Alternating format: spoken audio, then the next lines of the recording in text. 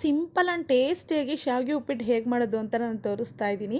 ನಾನಿಲ್ಲಿ ಒಂದು ಕಡಾಯಿಗೆ ಸ್ವಲ್ಪ ಬಾಂಡೆ ಬಿಸಿಗೆ ಇಟ್ಕೊಂಡು ನಾನಿಲ್ಲಿ ಶಾವಿಗೆ ನಮಗೆ ಎಷ್ಟು ಕ್ವಾಂಟಿಟಿ ಬೇಕೋ ಅಷ್ಟು ಕ್ವಾಂಟಿಟಿಲಿ ನಾನು ಶಾವಿಗೆನ ನೀಟಾಗಿ ಹುರ್ಕೊಳ್ತಾ ಇದ್ದೀನಿ. ನಾವು ಶಾವಿಗೆ ಎಷ್ಟು ಚೆನ್ನಾಗಿ ಹುರ್ಕೊತೀವೋ ಉಪ್ಪಿಟ್ಟು ಅಷ್ಟು ಚೆನ್ನಾಗಿ ಹುಡಿ ಹುಡಿಯಾಗಿ ಬರುತ್ತೆ. ನಾನು ಶಾವಿಗೆನ ನೀಟಾಗಿ ಹುರ್ಕೊಂಡು ಕೆಂಪಾಗೋವರೆಗೂ ಇದನ್ನು ಪಕ್ಕಕ್ಕೆ ತೆಗೆದಿಟ್ಕೊಳ್ತಾ ಇದ್ದೀನಿ. ಇದೇ ಬಾಣಲೆಗೆ ನಾನು ಸ್ವಲ್ಪ ಎಣ್ಣೆ ಹಾಕ್ಕೊಂಡು ನಮಗೆ ಎಷ್ಟು ಬೇಕೋ ಅಷ್ಟು ಶೇಂಗಾ ಹಾಗೆ ಉದ್ದಿನಬೇಳೆ ಕಡಲೆಬೇಳೆನ ಹಾಕ್ಕೊಂಡು ನೀಟಾಗಿ ರೋಸ್ಟ್ ಮಾಡಿಕೊಂಡು ಅದು ಸಹ ತೆಗೆದಿಟ್ಕೊಳ್ತಾ ಇದ್ದೀನಿ. ಇದು ತೆಗೆದಿಟ್ಕೊಂಡ್ಮೇಲೆ ಇದೇ ಬಾಣಲೆಯಲ್ಲಿ ಸ್ವಲ್ಪ ಎಣ್ಣೆ ಇರುತ್ತಲ್ಲ, ಅದಕ್ಕೆ ಇನ್ನೂ ಸ್ವಲ್ಪ ಎಣ್ಣೆ ಆ್ಯಡ್ ಮಾಡಿಕೊಂಡು ಸ್ವಲ್ಪ ಸಾಸಿವೆ, ಜೀರಿಗೆ, ಹಸಿಮೆಣಸಿನ್ಕಾಯಿನ ಹಾಕ್ಕೊಂಡು ರೋಸ್ಟ್ ಮಾಡ್ಕೊಳ್ತಾ ಇದ್ದೀನಿ. ಇದಕ್ಕೆ ನಾನೊಂದು ಮೀಡಿಯಮ್ ಸೈಜಿನ ಈರುಳ್ಳಿ ತೊಗೊಂಡು ಸ್ಲೈಸ್ ರೀತಿಯಲ್ಲಿ ಕಟ್ ಮಾಡ್ಕೊಂಡಿದ್ದೀನಿ, ಅದು ಸಹ ನೀಟಾಗಿ ರೋಸ್ಟ್ ಮಾಡ್ಕೊಳ್ತಾ ಇದ್ದೀನಿ. ಇದಕ್ಕೆ ಕರಿಬೇವು ಸೊಪ್ಪನ್ನ ಹಾಕ್ಕೊಂಡು ನೀಟಾಗಿ ರೋಸ್ಟ್ ಮಾಡ್ಕೊಳ್ತಾ ಇದ್ದೀನಿ.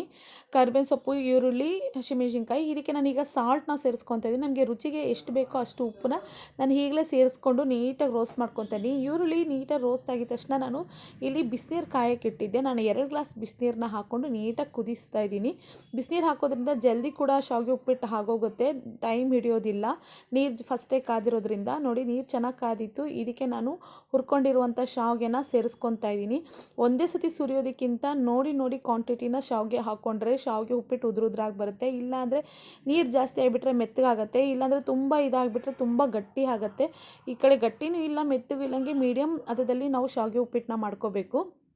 ನಾನಿಲ್ಲಿ ಶಾವಿಗೆ ಹಾಕ್ಕೊಂಡು ಇನ್ನೂ ಸ್ವಲ್ಪ ಕ್ವಾಂಟಿಟಿ ಶಾವಿಗೆ ಬೇಕು ಅನ್ನಿಸ್ತು, ಹಾಗೆ ಮೇಲೆ ಇನ್ನೂ ಸ್ವಲ್ಪ ಶಾವಿಗೆ ಹಾಕ್ಕೊಂಡು ನೀಟಾಗಿ ಸ್ವಲ್ಪ ನೀರು ಹಿಂಗೋವರೆಗೂ ಸ್ವಲ್ಪ ಕುದಿಸ್ಕೊಳ್ತಾ ಇದ್ದೀನಿ. ಇದಕ್ಕೆ ಲಾಸ್ಟಿಗೆ ಪ್ಲೇಟ್ನ ಮುಚ್ಚಿ ಒಂದು 5ರಿಂದ 10 ನಿಮಿಷ ಬೇಯಿಸ್ಕೊಳ್ಳೋದ್ರಿಂದ ಹಬೆಯಲ್ಲಿ ನೀಟಾಗಿ ಶಾವಿಗೆ ಉಪ್ಪಿಟ್ಟು ಆಗೋಗುತ್ತೆ.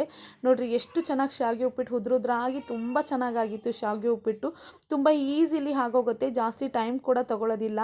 ಉಪ್ಪಿಟ್ಟು ಆದಮೇಲೆ ಲಾಸ್ಟಿಗೆ ನಾನು ಮೇಲೆ ಸ್ವಲ್ಪ ಕೊತ್ತಂಬರಿ ಸೊಪ್ಪು, ಹಾಗೆ ನಾನು ಆಗಲೇ ಕರೆದಿಟ್ಕೊಂಡಿರೋಂಥ ಕಡಲೆಬೀಜ, ಉದ್ದಿನಬೇಳೆ ಮತ್ತು ಕಡಲೆಬೇಳೆ ಹಾಗೂ ನಿಂಬೆಹಣ್ಣಿನ ರಸನ ಇದಕ್ಕೆ ಸೇರಿಸ್ಕೊಳ್ತಾ ಇದ್ದೀನಿ. ಲಾಸ್ಟಿಗೆ ಹಾಕೋದ್ರಿಂದ ಕಡಲೆಬೀಜ ಕೂಡ ಕ್ರಂಚಿಯಸ್ ಆಗಿ ತುಂಬ ಟೇಸ್ಟಿಯಾಗಿರುತ್ತೆ. ನಾನು ಎಲ್ಲನೂ ಲಾಸ್ಟಿಗೆ ಹಾಕಿ ನೀಟಾಗಿ ಒಂದು 2-3 ರೌಂಡ್ ತಿರುಗಿಸ್ಕೊಂಡ್ರೆ ಸಾಕು, ಸೂಪರ್ ಟೇಸ್ಟಿಯಾಗಿರುವ ಉದ್ರಾಗಿರುವಂಥ ಶಾವಿಗೆ ಉಪ್ಪಿಟ್ಟು ರೆಡಿ ಆಗುತ್ತೆ.